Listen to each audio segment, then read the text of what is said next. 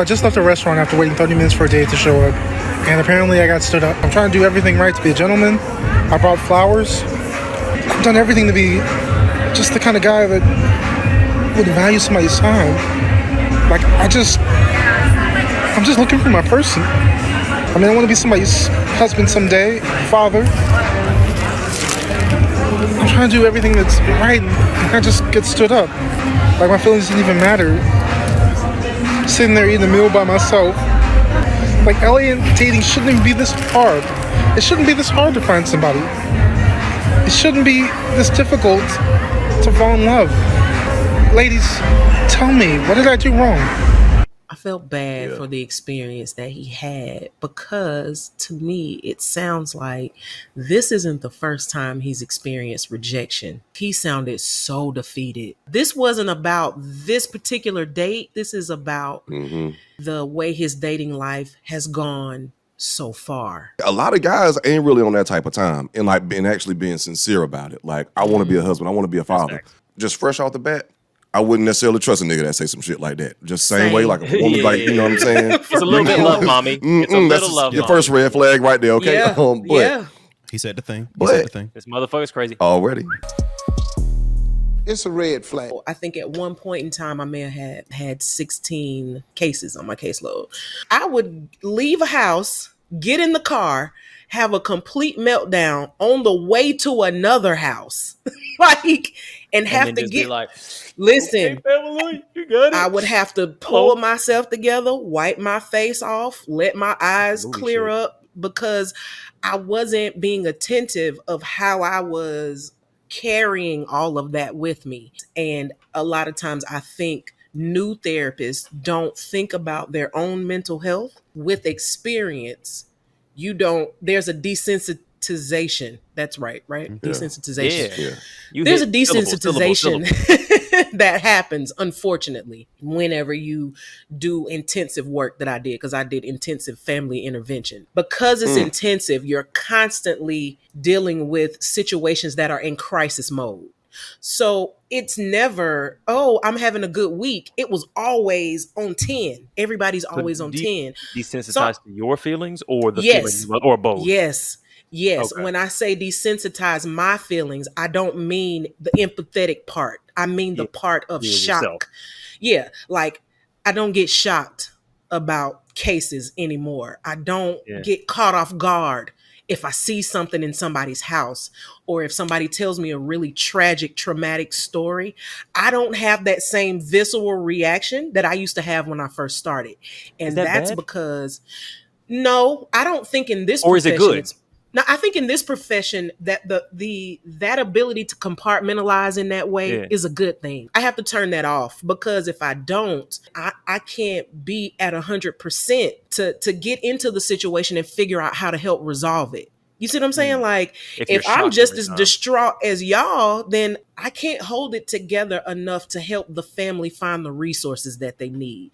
So I had to start doing what I told my clients to do. And I would tell my clients, find you a hobby that don't cost nothing. Find you a series on a streaming, whatever streaming. Find you something that makes you feel good. If you like to swim, go do that. If you like doing hair, do that. It worked for them, but I wasn't using it for myself. So I had to start incorporating things that would help me flush that out, because there's no way not to carry it. There's no way not for that to hit you if you are any part of a human with a heart and a sense of empathy. There's no way for that stuff not to be like, whoa, but I can't. I will say that because in the past life I did similar work. I used to work for with the DeKalb County Accountability Courts. Like, I ran the mental health facet. Oh, wow. Really? Yeah. Alvin, I may have run into you. We may have run into each other somewhere. It's been a while. So I ran that for about 3 years. So it was 2015 to 2018. I was gone by then. I was about to say, if you'd backed up a little bit. But if you still have, like, connections to the program, like, I still know all the judges and same. I still know all the judges. There. Yep. Security guards down front with the metal detectors. I know them too. Oh yeah. Y'all just come through like royalty. So for me, less so. The people who really walk through like royalty are the prosecutors. Listen. So for us, and this is some insider shit. I'm sorry. That's it would so get cold. true. It would get cold in there. So a lot of times the prosecutors were the only people able to bring in space heaters because that was considered contraband. So like people would like befriend like a ADA and be like, "Hey man, can you bring my space heater up to my office? Do security for me?" Ain't that some bull? Prosecutors just walk in. You start hearing music. Don't. Yeah. Don't. Yeah, because like even like police officers couldn't bring their guns into the courthouse. For Listen, example, like the only people that could have guns in a DeKalb County courthouse were the sheriffs. I so got like, police stopped. officers would check their guns in. I got stopped downstairs at DeKalb With your County gun? Juvenile Court because I had a Swiss Army knife in my purse. Yeah. The security guard down front, he said, "Jill Scott, what you doing with this knife in your pocketbook?" I ain't want to say this shit. Same. I was like, she's giving me a Jill Scott vibe. Like, listen, if I had a dime, respectful. y'all, I was like, Jill was good. Listen, I take she it about as to take us on a long walk, okay? If I had a dime for every time somebody says, "You know who you look like," and I say, you know Jill the Scott. answer. Yeah. I have had people see me in public stacks. who didn't know my name. I went to And be see like, my niece when she had a baby. The nurse at the nurse's station was trying to get my attention, and she said, "Jill." And I turned around because I knew she was talking. It's either I get Jill Scott, I get Jill Scott, or I get Leela Rashawn from Harlem Nights. Sunshine. I can see both. I can see both. I get Sunshine. I have had men call me Sunshine. Okay. That's a wild way to get a cat call. Ain't it though? Hey, Jill Scott, run it back. Listen, Jill. I smile and nod. I just wish I had Jill's coins in my bank account. Ooh, Lord. Yo, let me intro this pod real quick. Welcome everybody to Waving the Red Flag, the #1 dating and Jill Scott appreciation podcast in the universe. It's your boy Eddie Overgold, joined today by, of course, Josh, Alvin, and today we've got Pamela Merritt, the therapist. There's a bunch of letters after your name that I think is some degree stuff. So we're not gonna get into tell folks about that. Okay, PhD, DD, TNT. That don't even matter drama, here. LCPW. I'm cousin. Okay. I'm cousin Pam. Okay, that's who I am today. Cousin Pam, the therapist with the most. Let's get into it. So, Alvin, I think you were talking about your experience of being in that same space and what it felt like. Yeah. So what I was going to say is that we were rehash with our guests what an accountability court is. It's actually very refreshing to have somebody that knows what that is. Yeah, but so we're dealing with people with nonviolent felony offenses, right? Mm-hmm. So the thing that got me was a lot of times we'd have people that would become clients in the program that were more on the criminogenic side of it than the addiction side of it or even the mental health side of it. Mm-hmm. So I found myself over time lacking empathy for our participants just because they were like, I'm like, this is a criminal. This is a guy that's just trying to get out. Like, I'm going to do my due diligence. I'm going to do my job. But so that was something that like I had to process, especially I'd say probably like after my first year, I got better at it. But during that first year, it was very tough for me to see what we were actually trying to accomplish from getting our clients to be functional members of society, good for their family, good for themselves, that kind of situation, versus only seeing criminals when I was looking at them. It was very difficult. So for me personally, it was a lack of empathy toward who I was trying to help, at least very early on in my career in that sense. When I experienced that, I used to go to DeKalb County Drug Court every Wednesday afternoon at like 5:00. And it was an all boys program. So anytime I had boys in that program on Wednesdays when they had to go before the judge, whether or not they've done their homework, have they done their community service, how is therapy going? That's the kind of stuff that we would talk about. Their parents would be there, probation officers would be there. So everybody would take their turn talking about, how everything was going. The people that I lost empathy for, that I had to check myself, were the parents, because they would be doing some of the dumbest shit. It would be like, have you had a positive drug test and what happened? Tell me what happened. And it would be, I was smoking with my mama and, she gave me such and such and such and it didn't work to clear it up. It would be that type of stuff.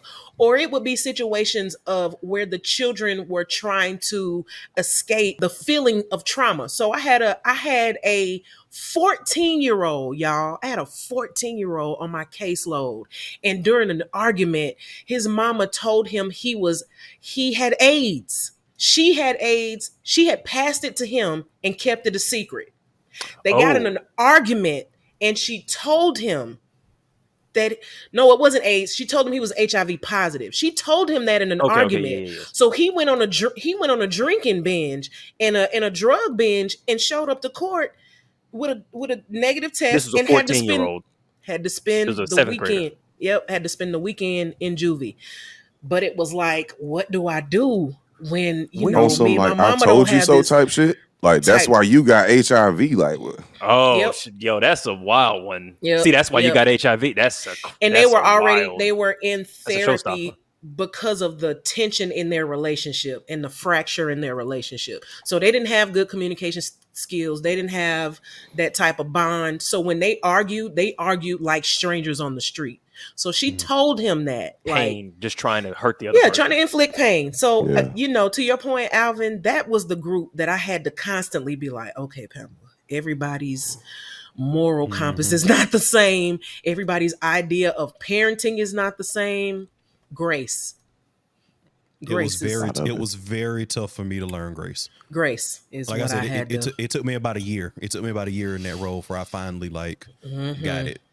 See, that's the thing that because we talked about this a lot on the pod of like the responsibility of parents. And I think to varying degrees, we've all been critical of, because it's a different responsibility when you got a parent and a child when it comes to that relationship. Right.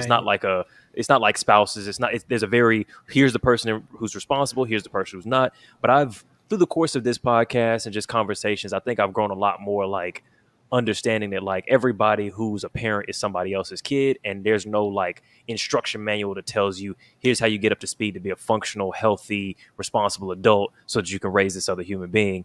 So I've had to be a lot or have attempted to be a lot more like understanding of like, yo, this person got pregnant at 16. The curriculum didn't teach them, and they're like, fuck, okay, I'm just trying to get my needs met, and I'm angry, or I'm this, so I'm feeling angry, so I'm going to express anger to this kid, and I'm fucking this kid up, but I don't, So what kind of parent did the 16-year-old have? Right, and it's just it gets passed down. So how did you grow that? Like, how did you grow that empathy? And also, I guess my bigger question is not just how you learned it, but how do you think people should approach situations like that where parents are abusive, neglectful, just not doing their job right, et cetera, et cetera? It's a case-to-case thing. Okay. There was one time where I had to call and have a foster home shut down. I had to have a foster home shut down at like 10 o'clock at night, and I had to stay overnight with the kids while all of the workers found new placements. So, it just depends. I've also sat down with a mom and her daughter who were at each other's throats, and we did a role reversal. You act like your mom. You act like your daughter. Here's the subject. Talk about it as if you were the other person. And when you have to put yourself in somebody else's position, and you put yourself in somebody else's mindset, and you put yourself in somebody else's context, for me, that's the thing that works. When I'm working with the dysfunctional parent and they're mean to their kids, or they're taking all their anger out on their kids, I always try to find out what was the parent's parenting like? Who parented the parent? And what they brought from that experience into this one. And how is it working that you brought your mama shit into your shit with your kids? How is that working out for you? And if it's not working, then what can we do to make it work for you? I always wanted the parents to feel like we were on the same team. I'm not here to criticize you. I'm not here to judge you, call you a bad parent. I'm not here to tell you what to do, because I don't know your everyday life. And I didn't birth this child, so I don't know them like you do. So what are you already doing? Where are the cracks? And then I can come in and we can examine the cracks. Everybody can process it together, and we can figure out how to come to some type of middle ground to fill these cracks in. And if we can't, we need to figure out why we can't do that. Like, who's stopping the process? Yeah. I do like that role reversal shit though. I feel like, surely people fuck that up though, because I feel like you would start caricaturing the other person. Like, do you have to rein that in and be like, okay, so if I was a bitch, I guess this is what I would say, and then they say some crazy shit. What I have to rein in is the defensiveness. Listen, I give clear instructions. Yeah, exactly. Between a couple. Okay, well, if I was a little dick bitch ass nigga, this is what I would say. If I put myself in his shoes. Really? Well, if I was a stank pussy, a big headed asshole, this is what I'd be doing. Oh no. So do people do that, or is that just us? No, they do. Okay, But when I would do those modeling sessions where I would incorporate some type of modeling activity, I always would create guidelines, and I would have each party. Okay, let's talk about what the guidelines are for this activity. Okay. What can you not do? Bumpers. Because when you break a rule, you can't say I created it. No, y'all created it. So you have to take responsibility for it. So we set guidelines about, we're not going to mock each other. We're not going to make fun of each other. We're not, just be real, So an honest attempt. Yeah, what I would always have to ring in is the defensiveness of the other person when they saw what they looked like. Or they heard what they sounded like. Yes. So when I would have it, most of the time, it would be parents. When their children were in their role and talk to them, like the parents would be like, I don't talk like that. That ain't how I, and it is like, yes, it is. Yeah. You just ain't you've never had a mirror to see yourself, but this is, I've seen it. So yeah, this is, and I would, it would be about, you got to respect the experience. The experience of you that this person is having is something you can't deny. You can tell me your intentions. You can tell me what you meant, but you can't deny somebody's experience of you. You can't deny how that landed on them. But yeah, that was the reeling in that I had to do. Like, oh God, the defensiveness. Parents would be ready to fight. I bet. They would be ready to fight. Right. I'm doing the best I can. It ain't good enough sometimes, yeah. Just piggybacking on Eddie's point, and I've been very open about, say, my relationship or lack thereof with my mother as an adult. I also think that a lot of people are leaning more towards what you're saying, Eddie, like which I kind of view effectively as throwing the parents a bone. Like, you got to understand the full context of that. I also think that people need to understand that there are 100% parents that just fucked up like mine. Like every parent didn't have like a horrible, childhood, and then, they had a child when they were 16, and then, my mother was 30. Yeah, grown. I was not my mother's first child. My mother had practice. My mother had a phenomenal mother who ultimately, raised my sisters, to be phenomenal young women. She kind of just fucked up, and it was also just one of those situations where I was even open to throwing her a bone, and I was kind of like, Mom, I'm throwing you a bone here. I don't see you as my maternal figure. We can be cool. We can be friends. Maybe we can be friends. We can have a relationship. Be cordial. But I'm gonna need you to stop this whole like, well, you guys turned out fine conversation with me, despite you, not because of you. Yeah, I was like, we gotta chill on that, and she didn't. So I think that's where the ad hoc nature of it comes in. I think it needs to be looked at on a case by case basis, because everybody, some stuff happens in more of a vacuum than I think we do outside of a societal vacuum, which is the bone that I threw my mother. I was like, society wasn't kind to you. Society wasn't kind to you, Mom. I get it. I totally agree. I have had mothers that have been horrible parents, in my opinion, and it didn't have anything to do with their context, the way they were raised. It didn't have anything to do with that. It had to do with whatever was happening with them internally that they hadn't worked out. You need to go see somebody about that, so you can stop projecting that onto everybody you run into. You need to stop. You need to go see somebody so you can stop putting this on your children. You can stop putting this on your spouse. You can stop putting this on your family. You need to go work your shit out. For some parents, it's just that. There is no thing that happened to them. It's just that they need to go, you need to go work your shit out, because you messing up your kids because you refuse to acknowledge your shit. What does it look like to do that? Because I feel like when you a parent, I've never been a parent. I'm probably not going to be one for a while. And all of that is intentional because I don't think that I'm equipped to do so. But what? Wait, what's Cap? Everybody shoot, watch. Within the next I'm about to get somebody pregnant. You feel it, yeah. Eddie gonna have a little mini overgoal. I'm fertile. That's if somebody mama start dreaming about fish, Eddie done got somebody pregnant. Oh shit. Oh shit. Yo, I had a dream about fish last night. You mean to tell me that's me? Eddie, you better call her. You better call and find out. Oh if shit. Folks start dreaming about fish, then oh man, I'm walking through a neighborhood and I see a little curly haired baby like, oh fuck, who is who daddy is that?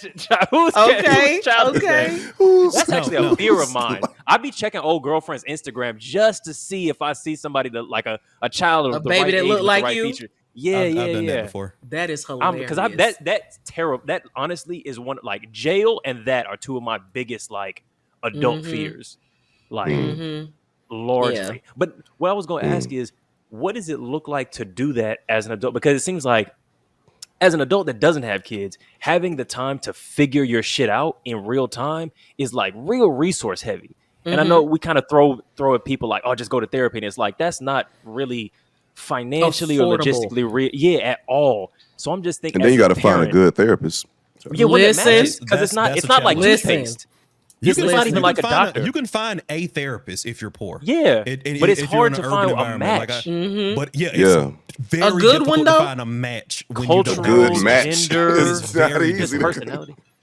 It's like trying to find a partner. Like it's so specific because I've been to therapists that I was like, yo, you're terrible at this. We're not a good match. And I've been to ones where it's like, fuck, you saved my life. Great. But I just found you off some dumb luck shit. Like they didn't have, oh, here's the bad therapist, here's the good ones. Or like, here, do a personality inventory and we'll find you the therapist that matches your style. They just go, here's a motherfucker who's another person with all their different shit. But yeah, what does that look like for a parent to, like, let's say I'm a parent, I got some kids, I'm not doing the best job, I'm causing problems, but I have the resources maybe emotionally to maybe do a better job. What does that look like to handle and that's all you need. If you have the internal motivation, that because the internal motivation will allow you to acknowledge what you've done. That's you see what I'm saying, Alvin? Well, if you have internal motivation, you will be mature enough to acknowledge what you've done.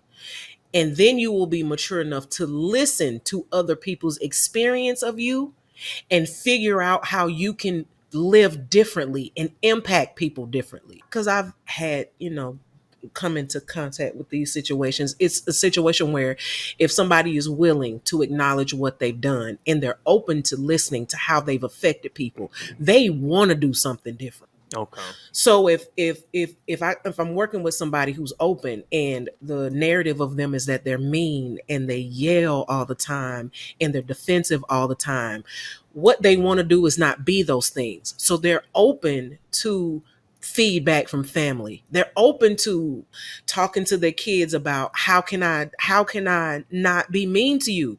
Like these are literal conversations. What a wonderful thing to say to your kids, actually, because I feel like so many people need that shit. I don't want you to feel like I'm ignoring you. So what? And I would say, okay, so what can you do to make this a little bit more cohesive?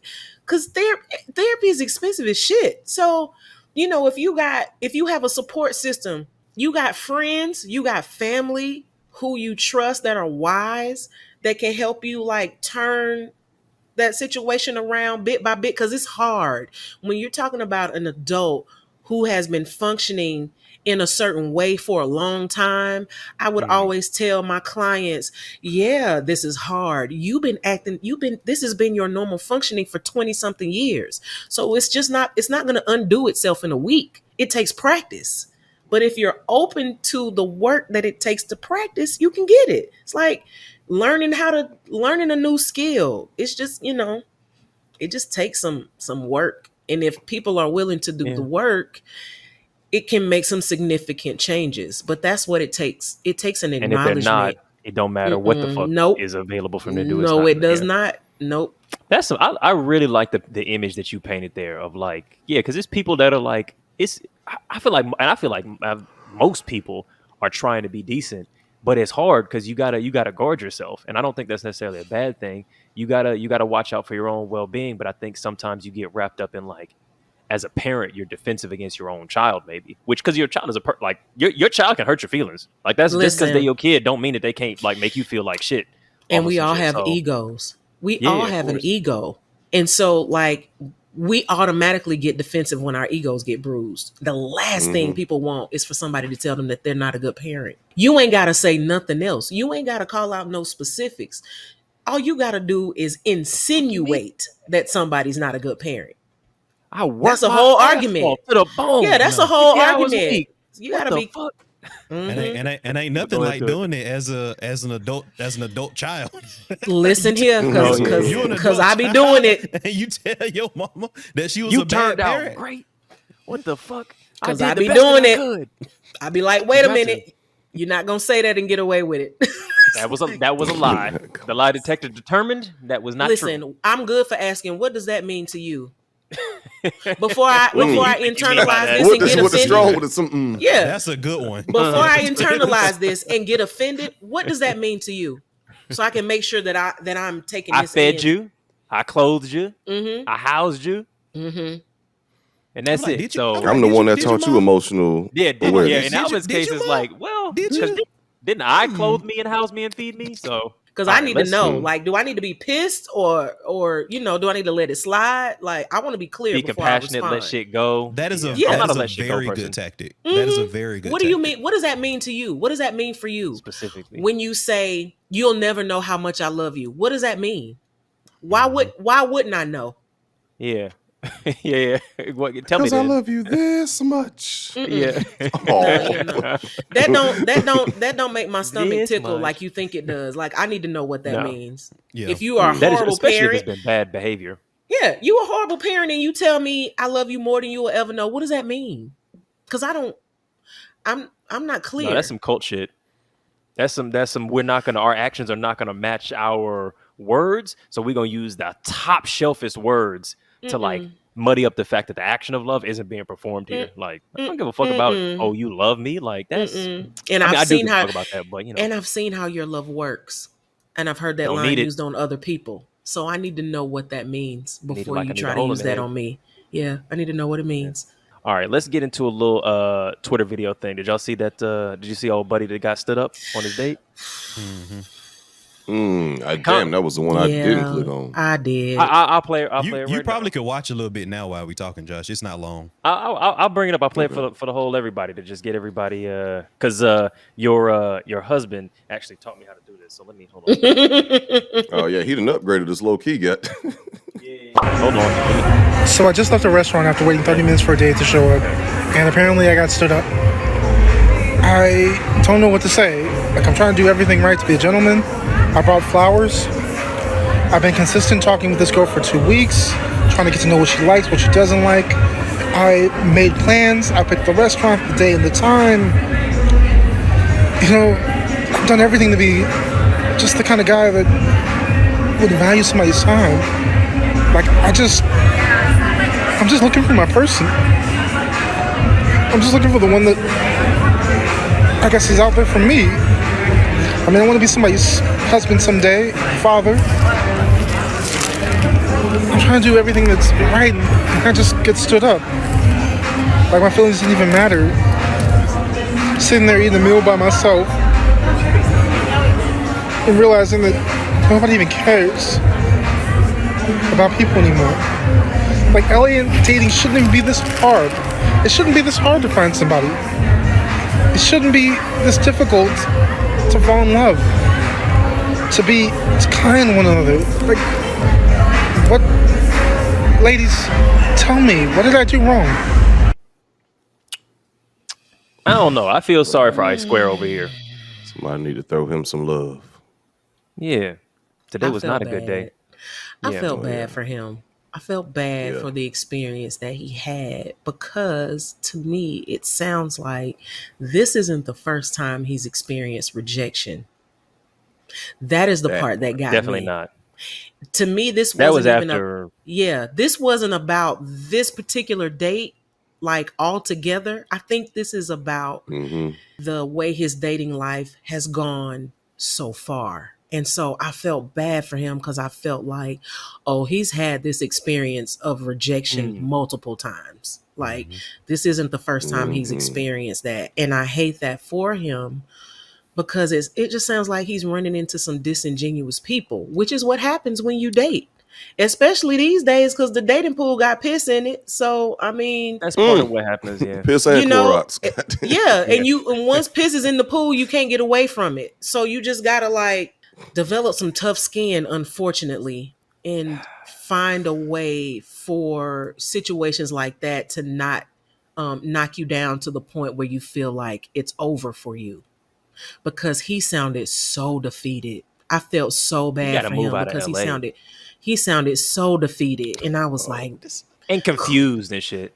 Yeah. Wait, what I say, Alvin? He got to move out of LA because he'd probably be a little bit better off if he was in Wisconsin. LA is tougher though. LA is a lot. Not Wisconsin, y'all. We had a whole conversation about why I don't think that's true on average. Like this was maybe 4 episodes ago. For him in particular, I think so. Because he specifically, his observation was, why is LA dating so hard? I understand why the nigga had an attitude. Like, it's that specific place that makes you feel but I think everybody I can't find. He's gonna have that same issue in the dating app culture in most places. Because what I think is True. I think he's an old school guy. That flowers on the first date. Bouquet is crazy. Baby, listen. He has not adapted. He living in 1965. What the fuck? That shit only worked if she into you. And did you hear the music? Like this seemed like a club type district. Flowers. It was very upbeat. Yeah. So I brought flowers, and he had them off screen, like he pulled them onto the fucking frame. I don't know. Listen. Yeah. So this is an old school guy that hasn't adapted to the fast paced app based dating culture where like people kind of see like this kind of first meeting as expendable, right? Mm-hmm. If you don't, if I stand you up, you're right back on Tinder, you're right back on Hinge, you're right back on Bumble. Like find another one. So it's okay to just like stand people up, and I think that he hasn't adapted that. I also will point out I don't necessarily think that it's phenomenal that people have to adapt to that. I think people should be able to find their niche within dating culture and kind of what works for them. And I think you can criticize dating culture and say like, hey, the norm that everyone is doing is like, I'm not wrong. Yes, the whole system is fucked up. I don't think he's wrong. I think the system is fucked up. But I also don't think that. I think the system's fucked up everywhere, right? Like I remember being in Athens, Georgia, and people having this problem, right? People that wanted to find their person. It's levels. I've dated in different cities, and different cities are different. Like I have So I think what people say when they say LA is they're thinking that like everybody's super attractive, and we had that whole conversation about. I do think that people LA are slightly more attractive. I disagree on average. I say that the upper echelon of LA, because of what LA is, and people go there for certain specific types of opportunities that may be based on their attractiveness specifically, that the upper echelon may be. But I say on average, like that shit's fucking everywhere. Like but I think the thing to Mac's point, if you're looking for a specific type of person, that may be more specific. We don't know what this girl looked like. But no, I think the thing in LA that's got to be taken into account is it's not just are these people actually hotter? It's do the people think that they're hotter? Do they value their looks in a certain way? And I think that as a type of person is much more common on average in LA than in other cities where maybe people are hotter, but they're not. That's not. I think women in personhood. I think women in every major city think that, man. There was just a series of like Twitter like by city. No, like there's and if you haven't seen these, I thought it was very entertaining just overall. But it was like cities you wouldn't even think of where they were like women from X city check in, like we're the hottest, we're the baddest, like that kind of situation. Detroit actually had a very good roster. You know what I mean? Like Detroit had the baddies. Fucking Milwaukee, Wisconsin was on there, like showing out. Fucking Charlotte. You know what I mean? Like cities that you wouldn't even necessarily associate with it, because everybody has that perception of themselves in the TikTok, in the Twitter, in the Instagram era. I think more so than they used to. But I say on average, maybe I completely disagree on this. I haven't lived in LA, so I don't know. But I've lived in other cities, and I wouldn't necessarily feel okay. But here's the thing that I looked at. I want to know, did he confirm the date of? Because getting stood up to me doesn't really make sense. Like I've never been stood up, and I've never stood anybody up. Say again. Of course, I said I bet my nigga shit. Hey, of course, hey, baby, you already know what it is. It's your boy. I mean, come on, Mr. Goddamn. Eddie said, "Not me." I'll arrive early, right? Show up early. They picking you, nigga. I'm not in the stand-up club. Not me. I am the prize. They bring let you flowers to your door. Absolutely. You know? Two bouquets, double fisted. Please, Eddie. In the rain. They bring the flowers, goddamn. Please. Eddie said they put me on the internet about me. Exactly. Right. What did I do wrong? I texted him before. He said he would be here, and I saw he took my best friend home instead. He left me on red. He left me on red.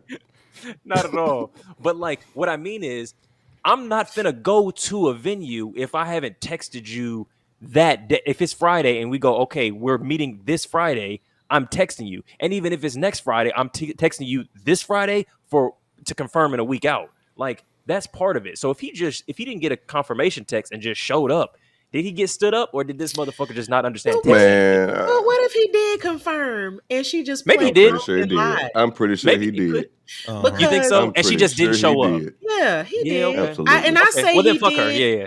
I say he did because of how intentional he was with what he brought and what his intentions were. So I don't think that with the effort that he's putting into looking for a companion, that he would arbitrarily set a date and not confirm it, not talk to her, not say I'm on my way, not say I'm here. I don't think he would do that. The nigga brought roses on the first date to a lounge. Multiple. Right. Like, no, he was serious. Oh, he talked to her. He called her. She and probably I'm willing to bet he him. Over-communicated. Yes. Probably too much. Yeah. Yes. I'm here, pulling up, sitting down, next to the window. Just parked. Okay. Just found the table. I'll order a drink. What would you like? Okay. Yep. All right, it's been about 5 minutes. Yep, he did all of that. But even before that though, like, because he seems like one of those like very genuinely sweet guys, but is trying too hard. That really like wants something, but he's trying too hard. And no matter how sweet you are, and that's exactly it suck because it don't matter who you are. Like when you try too hard with somebody who's like on the fence about you, unless they feel the exact same way about you, which is extremely rare off the cuff, that trying too hard shit don't work. It's a turn off. It get kind of spooky a little bit. Exactly. And then like guys internalize that to say, oh man, I try to be a good person. And it sounds like you started to internalize that. I tried to do everything right. I did. I was a good person. I brought the flowers. I brought the chocolate. I chose the date. I did all these things right. Don't even understand just that type of shit. Like, bro, like you might be just trying too damn hard. And like a lot of like niggas. Cause listen, that's these bitches, they don't fuck with good niggas no more. That's why you gotta treat them like shit. The comment section was crazy. Yeah. This man was saying, I want to be a husband. I want to be a dad. I want to start a family. So if you telling that to the internet, I can only imagine what the conversation between the two of you too much was like. It's too much because you telling us you on Blue Ivy's internet telling us about not just that you got stood up. Listen, not just that you got stood up because she got Beyonce headlining for her. You know, she'd open the act. Yeah, but true. You That's on true. Blue Ivy's internet and you telling us all of your goals for life, but this was just a date. But to shoot him bail, it is at the end of his rope. Like he didn't get on his first. This is after lots of experiences that he's frustrated. He's giving. Here's my whole thing. So we got to shoot him a little bit of bail for that. If he said that to us, I can only imagine what he said to her about I could see what he's looking for. All right. I can only imagine. That's the crazy thing about it. A lot of guys ain't really on that type of time and like actually being sincere about it. Like, I want to be a husband. I want to be a father. Because a lot of times, like, I wouldn't just fresh off the bat. I wouldn't necessarily trust a nigga that say some shit like that. Just same way, like a woman, like, you know what I'm saying? It's a little bit love, mommy. It's a little love, your first red flag right there, okay? Yeah. He said the thing. This motherfucker's crazy. Already. We're in the shit too. But I don't think a lot of niggas like genuinely and sincerely mean it when they say that I'm ready to be a husband, I'm ready to be a father. And that's the crazy thing because a lot of women want that in a man. But you still gotta play your cards right. And I don't think he's playing his cards right and taking his time. Yeah, because otherwise it comes across like you're trying to convince her. And what? Yeah. It's creepy. It's creepy. It's very creepy. Like she sung it to you. Right. Take your time. I'm gonna try to be very calculated with what I'm Alvin going to be. say. He be putting them in the barrel. I feel like I need to put my seatbelt on. We all about to get our feelings One does not somehow. simply read a nigga. Really. Listen, we don't get disclaimers like that unless he about to tear something up. No, shit. He about to try and do it nice too. He about to get the Vaseline. So go ahead, do it no Vaseline. Lube you up first. I'll say all this stuff and I'll encase it in me being self-deprecating, right? So I've had the conversation on here several times about me not being a guy that's going to have a lot of success on dating apps, right? I'm a bar guy. I'm not a club guy. Like you're not gonna walk down the street and be like, oh shit, there go Alvin. No, Alvin's the guy that needs to like. Yes, they do. Yeah, I'm gonna have to chat you up for a little bit, right? Yeah, I'm 6'1", but I'm gonna have to chat you up for a little bit. I'm gonna have a conversation with you. I'm gonna have to. I'm gonna have to schmooze a little bit. I think they love it when they say that schmooze. he may not be playing to his strengths in regards to how he's approaching the dating market, and that's the nice way I'm trying to put it. So I think that he may be probably trying to do this in an app-based centric way, when I think that he probably should do stuff that's a bit more natural to him and try to find people in a more natural setting, and I think he'd have more success. And yeah, and I'm trying to and an example, right? And I'm making a lot of assumptions at this guy, because usually, like when I know the person and I have a bit more context, I can tell you exactly what they should do. But like a lot of times, it's a nerdier guy who's trying to like pick up like he'd have glasses, dime pieces in fucking LA that are fucking like models and shit. Is that really your lane, man? Is that really your lane? It happens a lot. Trust me. Okay, because I feel like I see people in their lanes. Like, okay, he's dating a little dorky girl too. Like, they know what's up. But this is my point, right? This is my point, right? I think they get to a point where I think they get to the point where they finally know what's up, right? I think men generally have an outside enough that he should know. I think it takes a while for some men to know. Men have an outsized level of confidence based on what they actually bring to the table more often than not. So I think that what he probably should do is, let's theoretically say, because again, I don't want to put too much on him, because again, I have zero context. Let's say he's a fucking Comic-Con guy, right? Or he fucking likes Yu-Gi-Oh cards. I like both. Totally see meet you a nice little young lady, at the fucking Yu-Gi-Oh like tournament, right? Hit it off, have a conversation with her. Yeah, or like you say, get a new hobby. Like, be find different is also good advice sometimes. Yeah. So I feel like he needs to change his strategy to fit what he brings to the table. I love that. I'm saying that as a person that had to learn what worked for me. I love that. I never would have thought of that, but I absolutely love that, Alvin. Like just because dating apps exist doesn't mean that that's your lane for dating.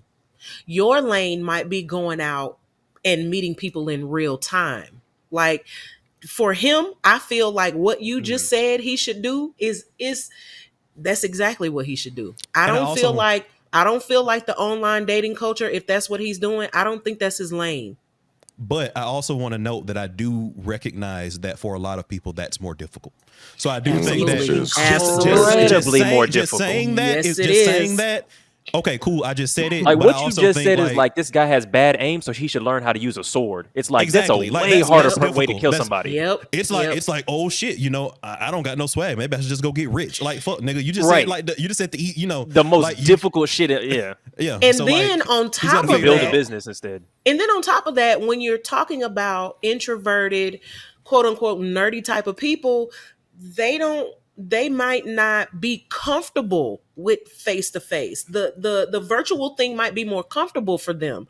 So especially they do a lot of online thing, because most quirky people know they're quirky. And so they feel shame because they don't want anybody else to know that they're quirky, because then that person might reject them if you know I'm quirky like this. And rejection does happen. Yes. So it's like, if I go, and I talk to people about this all the time, Lord, if I go and I meet somebody, what if I say the wrong thing? What if I wear the wrong thing? What if my joke doesn't land? What if?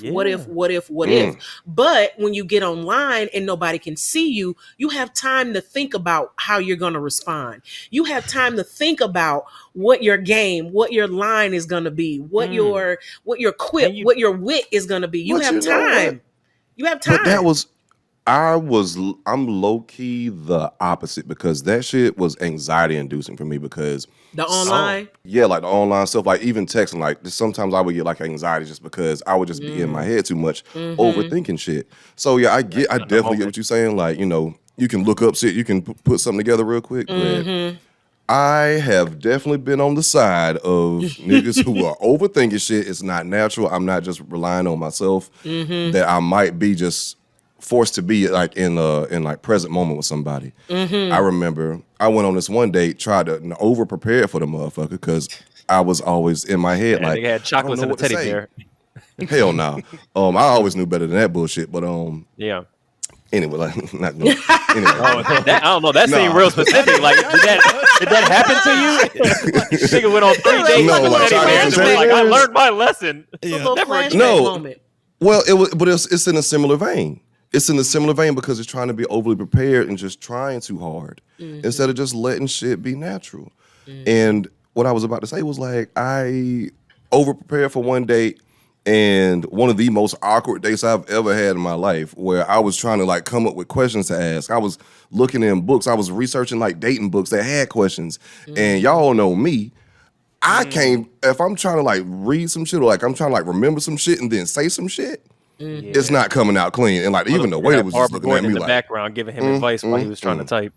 Right, yeah, bro. It was so it can go a little bit of both ways, just like Alvin said, Agreed. like really getting in tune with knowing your strengths. Yep. But were you smoother in person? Lane.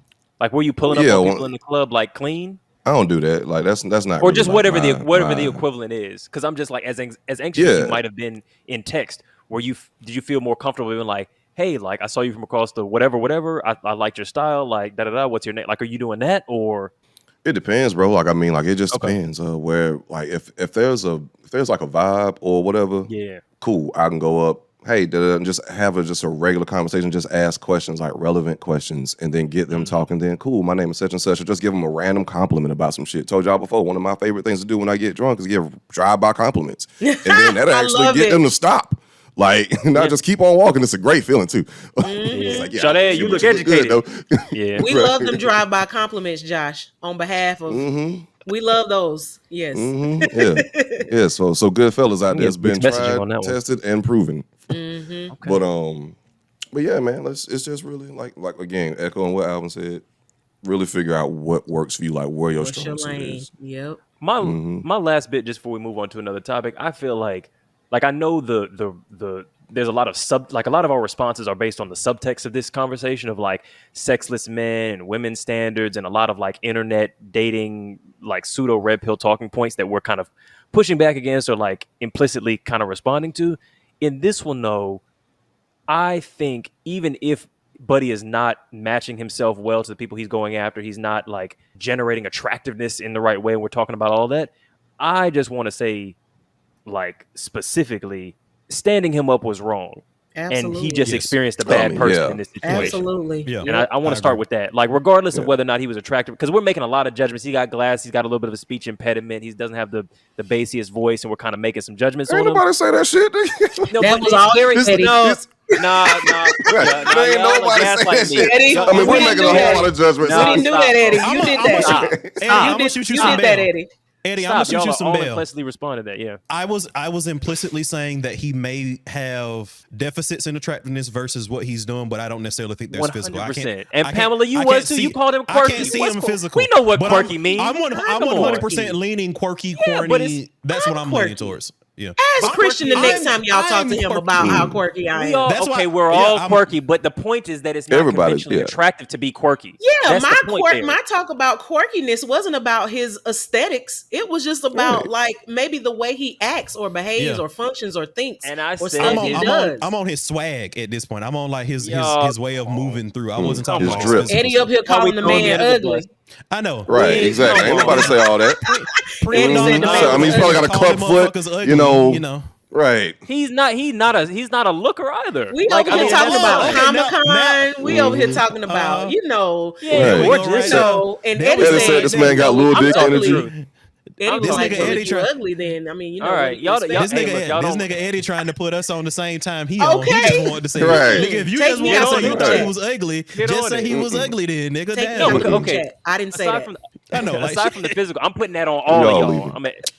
But aside from the physical element, I think that everything that has been said in this conversation very implicitly implies that we view this man as, for whatever reason, not attractive in his dating endeavors. And in some way, that's causing a mismatch and him to have not the success that he's looking for. That seems foundational to everything that everybody has said. Do we disagree there? I think his actions are unattractive. Yes, that's what I was about to say. Sure. I think everybody. Fine.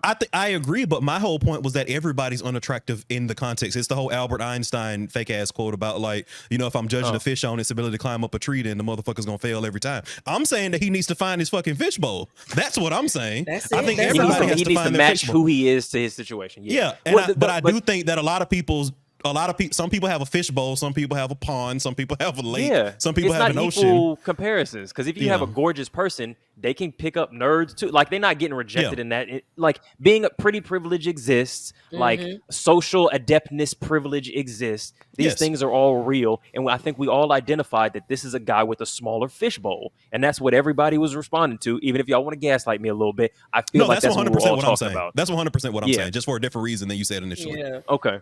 So he needs to, we'll take out the bit about him being not the greatest looking guy, but I'm sticking by that. I'm saying that.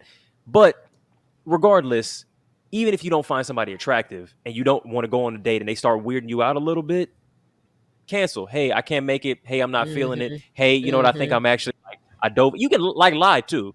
Because I've had somebody cancel on me. I'm like, I know it's a lie. You're not feeling me. That's cool. And they might say something like, you know what? I'm not looking to date right now. I see him on the app swiping the next day. But hey, all right, cool. I understand. And it's received. I get it. Not a problem. Be honest. Or at least tell me something so that I don't waste my time and gas. I know. And that's sometimes honesty can be a little overrated. Like, you know, I don't need honesty. You know what? Full honesty. Yeah, of course. Give me a little half and half, you know. Yeah. You know, Let me down easy. Let me down easy. All right, last one. There's so much good shit on here. Wait, sorry, Josh, did you have a thing that you want? Because this is going to be the last one, so we can pick a different one if you like. Yo, I want to hit something. Shit, whose responsibility is navigating emotional unavailability from that thread? Okay, whose responsibility is navigating emotions? Yeah, fuck. Give me 1 second. I got something in my eye. Yeah. 1 second. Oh, Y'all shit. keep going. Girl, you scared me. You scared me for a second. I thought she was taking a bump over there, girl. I was like, whoa. Okay. Holy smokes. Holy smokes. Cocaine, not crack. All right. Holy cocaine, Batman. Yeah. Holy cocaine, Batman. She's taking a bump on air. That's the real therapy. The pastor's wife. Mm-hmm. An 8-ball.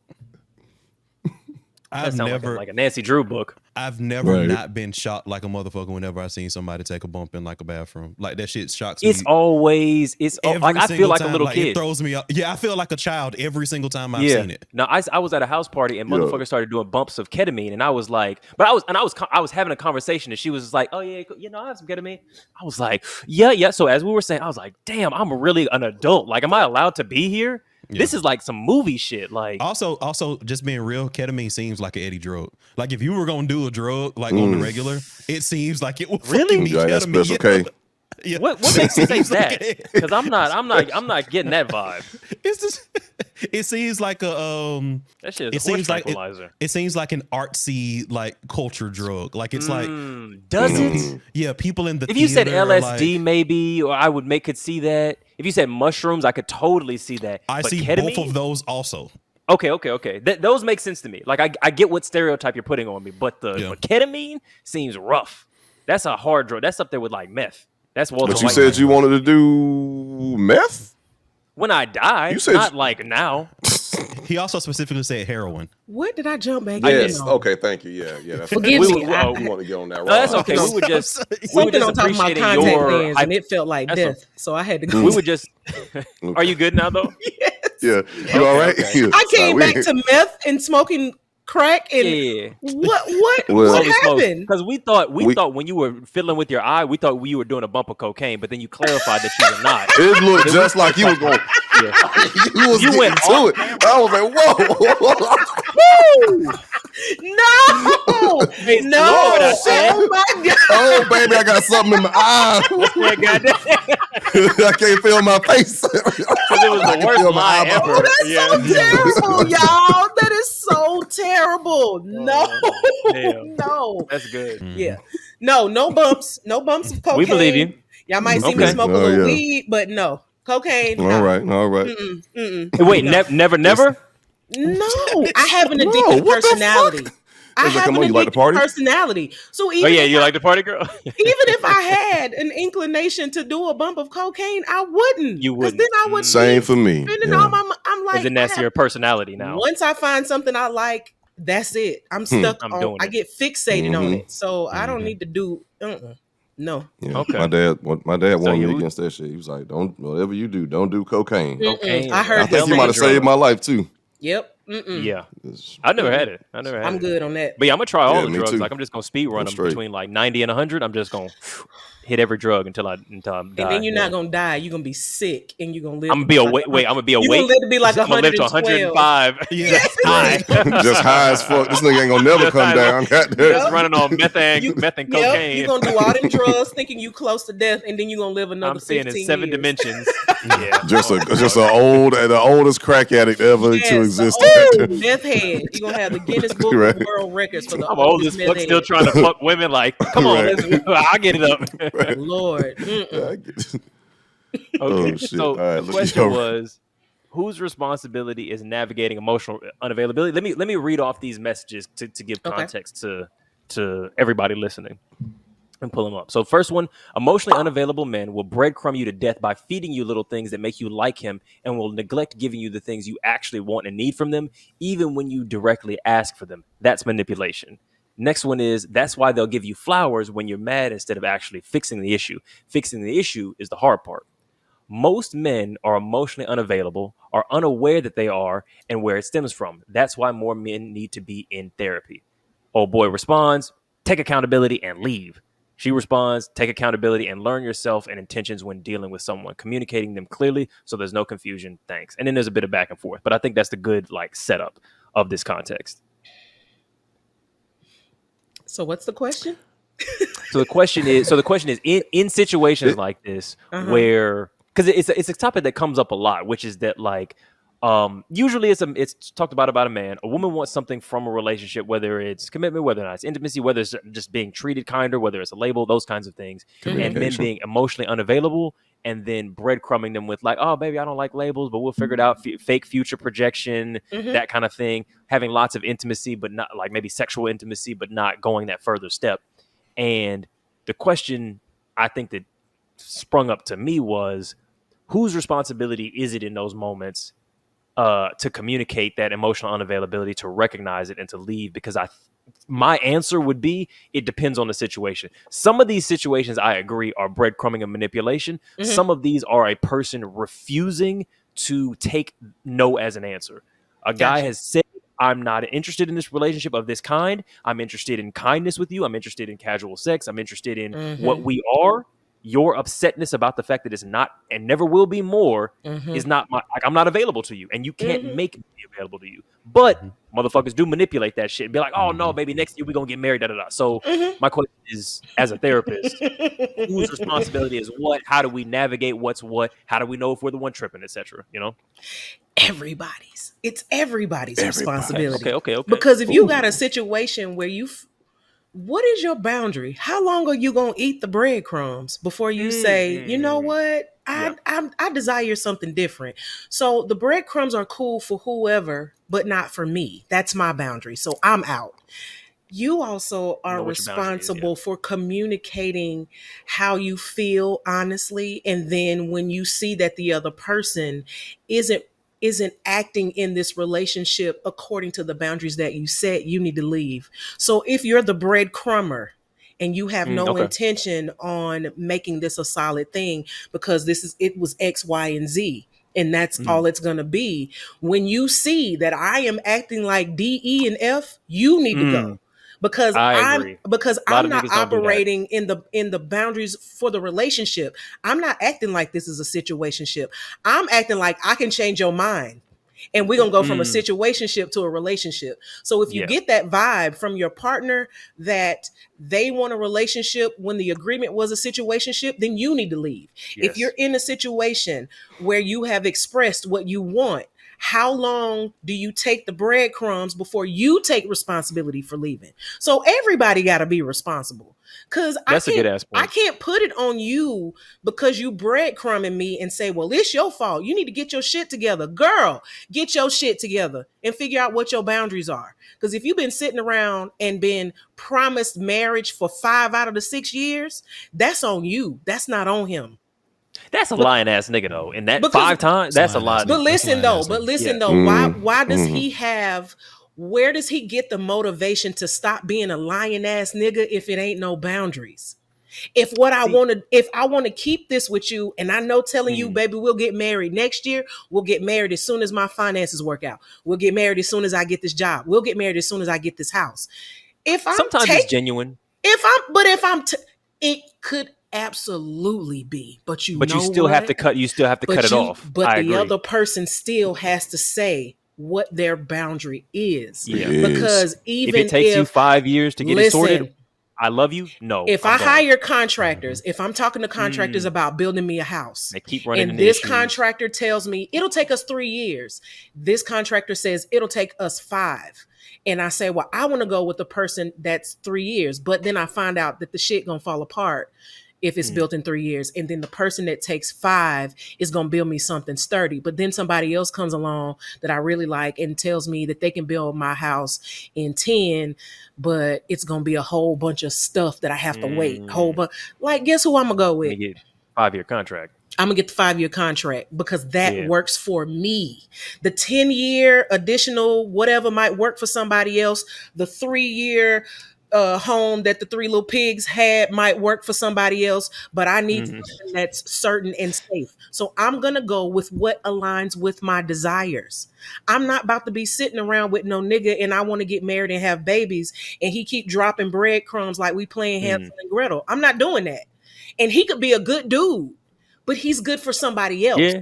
Like, I think we got to give men the space to be uncertain, but that doesn't obligate you to be there while they sort through that uncertainty. Right. I don't have to be here while you figure it out, and I don't have to be here while you build it. I don't. Also, I could just find somebody that matches. Either.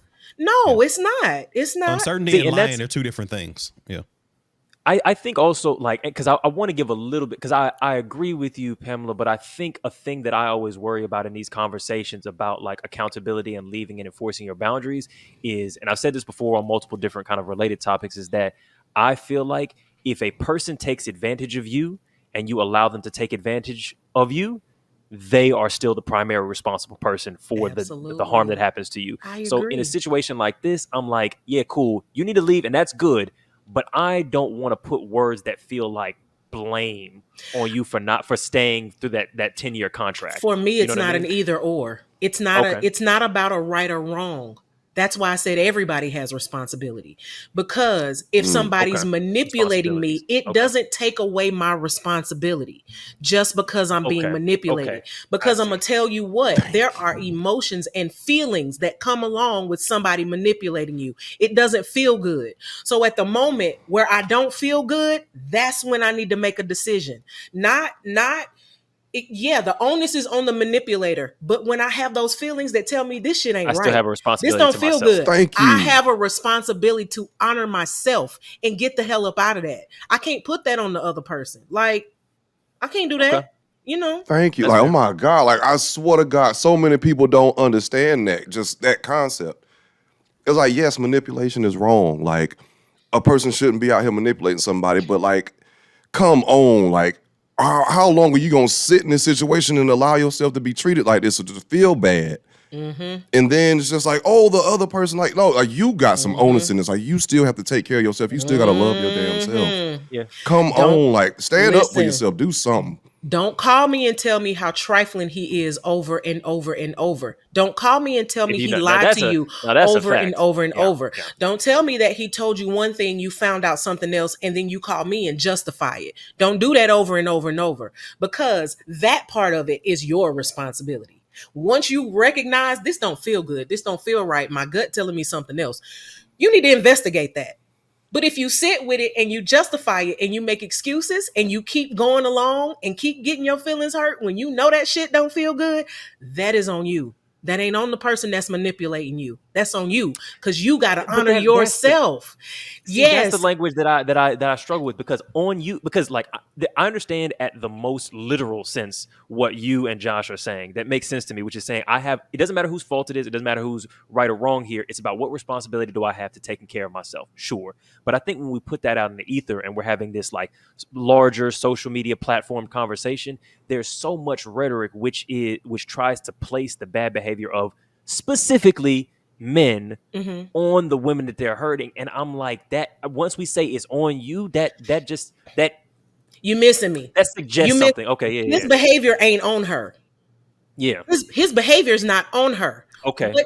I appreciate the clarification. Is on her. What she chooses to deal with is on her. What she sits and justifies is on her. The lies that she knows are a lie and she keeps in this, that's on her. What she does is on her. What he does is on him. That's why I said everybody's responsible. When I say it's on you, I ain't blaming you for what he did. I am going to hold you accountable for what you accept. That is on you.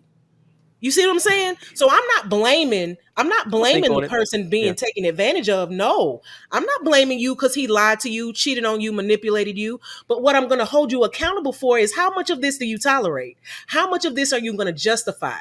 How much of this are you going to try to work out in your mind to make it okay when you know you feel like shit internally? That is on you. At that point, it's self-harm. I'm subjecting myself to self-harm. If I know my husband is lying and cheating, if I know my husband is manipulating me, if I know my husband is gaslighting, I know it. I'm conscious. I ain't talking about what I'm not conscious of, what I don't know. I'm talking about what I am fully aware of. I know he's lying. I know he manipulated me. I know what I felt, and I know he gaslit me. I know that I took blame for something I didn't do. When I can acknowledge all of that, that is my responsibility to take care of. I can't change him. That's on him. What I can do for me, though, is on me. I have to take responsibility for that. I can't put that on nobody else. That's not how that works. So we can be unaware, and I can give people grace who are unaware. I can give people grace because leaving a relationship is a difficult thing to do. It's nuanced. But what I will not take away from you is what you allow people to do to you after you are aware that it's happening. I can't put that on nobody else. Yeah, I mean, I'm gonna have to think on that because I don't know where. But that is a. Because if I treat you like shit, Eddie, if I treat you like shit, we in a relationship, and I treat you like shit, and I manipulate you, I swipe up your credit card, I have parties at the house when you not home, I see other niggas while you at work, in the house, in our bed, I do all of that to you, right? I'm responsible for how I treat you. But if you know I'm doing that, you know I'm actively doing that in our relationship, and you go around to Josh and Alvin and they say, nigga, why you let her treat you like this? And you say, oh, no, man, she ain't doing that. Yeah, man, but she don't mean it. Yeah, man, but she ain't. It ain't like that. If you do that, like, that's not on me. Your acceptance of my bad behavior is not on me. Because the other thing is, people in these situations, and I'll move into a next kind of a point because that's fair. I'm just gonna need to think on this because I low-key don't think I agree. But I think the thing is, when a person is manipulating you, your behavior is part of their calculation. Mm-hmm. So and I don't think that we get to fully just be like, okay, if I allow that stuff, right, and go, okay, well that's fully on me that I'm allowing it. It's like, yeah, but you're making that calculation. You're going, okay, I'm doing what he allows. Mm-hmm. That is still it's on you. It's a reaction, but once you realize that there's a formula that causes your reaction, once you realize that gaslighting is the reason you cry all the time and feel bad all the time, when you realize that me making excuses is why you feel bad, once you are aware, this comes with anybody. I ain't just talking about romantic relationships. I mean any relationship. When somebody is doing something to you that causes a response, that's manipulation when they have ill intent, right? Once I'm aware of the formula that they are using to weaponizing against me, It is my decision to decide what I'm going to do moving forward. So if I argue with my man and everything is always my fault, and then all of a sudden it clicks to me one day, wait a minute. Maybe not. He Yeah. gaslighting the shit out of me. Now Yeah. I know the formula. So now I can't put my actions on him because I know what he's doing. So what am I gonna do differently when he does that to me? When he gaslights me, what am I gonna do now that I know that's a gaslighting statement? You see what I'm saying? So he's making the statement. That's on him. But now that I know the formula, how I respond is on me. Well, that's what I have to talk to people about in therapy, because they be like, well, he did, she did, my mama did, my daddy did. And I'd be like, well, what did you do in response now that you know that this is how they operate? Now that you're aware of this cycle of behavior, this dynamic, what do you do to stop the cycle? What are you going to do? Because you can't control them. Josh you is a strong agreement. Yeah, you can't stop them. You saying some shit that he been trying to. Yeah, you can't stop the. I've been trying to articulate for because bro, like that's such a victim mindset, and I'm not trying to take away nothing from people who hurt, who go through this or whatever. But if you gonna sit there and just be put upon like and be a victim, a continuous victim, even if you are aware of shit, and then just point the finger at the other person, they're manipulating me. I can't do nothing about it. I can't, like, bro. You can like, do something. Yeah. What? Okay, love your. Like, what you mean? You can't do nothing about it? Like, get up, stand up for your damn self. Girl. Yeah. I know it's hard. I know work. It's tough. That shit sucks. I'm sorry it happened to you, but it's work. It's Creating work. boundaries it's work. is But work, it's like, yo, and it's hard. It is hard whether you are the victim or the perpetrator to accept accountability. I work with a lot of people who have been the victim of something or a survivor of something. And I ain't talking about some type of harmful, physically abusive something. I'm not talking about that. I'm talking about like miscommunication, issues with communication within relationships, friendships, or whatever. I work with people like that who may have been done wrong, but there's also part of the responsibility is on them because they went along with it after they knew that whoever was a friend was taking advantage of them. We talked about the manipulation. We talked about how it works. We talked about when do you recognize when it starts? What does that make you feel like? So the last part of it is, what do? You can't control them. You can't make a grown person do nothing, but you can make yourself. Make your life better. Yeah, you can do, once you recognize what's happening to you and what somebody is doing to you and how that makes you feel, then you have the control of deciding how you're going to be affected by that, whether or not you're going to be a part of it, whether or not you even going to be engaged in that. That's your responsibility, not whatever's being put on you. You can't do shit about that. You can't do nothing about that, but you can take responsibility for your own actions once you are aware of how somebody's behavior is harming you. And so she sang it. And look, folks, I'm going to tell you right now, if you hear old boy in the text telling you about he wants to be a husband and he wants to be a father and he's bringing you flowers and he's texting you 57,000 times before the meeting, you might be seeing a red flag. But at the same time, if somebody's mistreating you in a relationship consistently and you're not willing to show up for yourself in order to leave and find a better situation for yourself, according to Josh and Pam, it may be you that's waving. I ain't say that shit. I'm not in that group chat. But I said it. It may be you that's waving the. It may be you that's waving the red flag. Mm-hmm. Yeah, with 20 toes down, baby. 20 toes down. 20 toes down. 10 toes. It's been 10 toes each. It's been Eddie. It's been Josh. It's been Alvin. Joined, of course, by Pamela, the therapist, the pastor's wife, if you will, as well. That's secondary, you know what I'm saying? Yep. They didn't. Is that secret? Yes, crazy. No, I am the pastor's wife. Okay, sure I am. Okay. The cussing, drinking, smoking pastor's wife that talks shit. Amen. Yes, amen, indeed. church. And we love to see it. Right? So look, where can the folks find you? What should they check out? Where's your content? You got concerts coming up. You're going on tour. You got a new book. You know. Listen, I wish you can find me on Facebook at Therapy in Theology. Therapy in the letter N theology.com is my website. You can get to my Facebook support group. You can book me. You can have a 15-minute free consultation with me. You can have me come and talk to whoever, your mama, daddy, your church, your organization, community health organization, whatever. But therapy, the letter N, theology.com. You can connect to everything that I'm a part of, Instagram, Facebook, all of that. If you just go to that website. Cop that. And if you're interested, if you're a listener to our shit and you love it, you know what I'm saying? Which you should if you got any sense to you. Like, subscribe, comment, let us know what you think. Join about the Patreon. Episode. Join that motherfucking Patreon. Join that motherfucking Patreon. Also, Spotify and YouTube. There's also bonus content there. So if you're listening on Spotify, if you're watching on YouTube and you want to get the bonus episodes, you can also get that there. Or over on the Patreon if you want access to the Discord, if you want to join the lives, if you want all the bonus content. Hop over there. Send it to your friends and your family. Yeah. Let everybody know. Because if you like it, your friends will like it. Send it to your friends. We almost at 14K. Get us up to 15. Birds of a feather. You know. Come on, baby. Flock together, nigga. Yeah. Peas in a pod. Yeah. Right. What else we We got? all family over here. Come on. Yeah. Hey, fuck it. Pigs in a blanket. What do I? Come on. Yeah.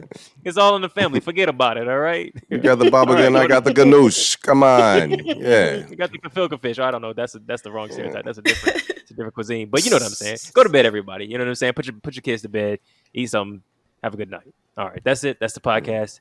Peace. Peace and blue magic hair grease. Oh, fries and goodbyes. Peace and chicken grease. All right. Recording ending now, everyone.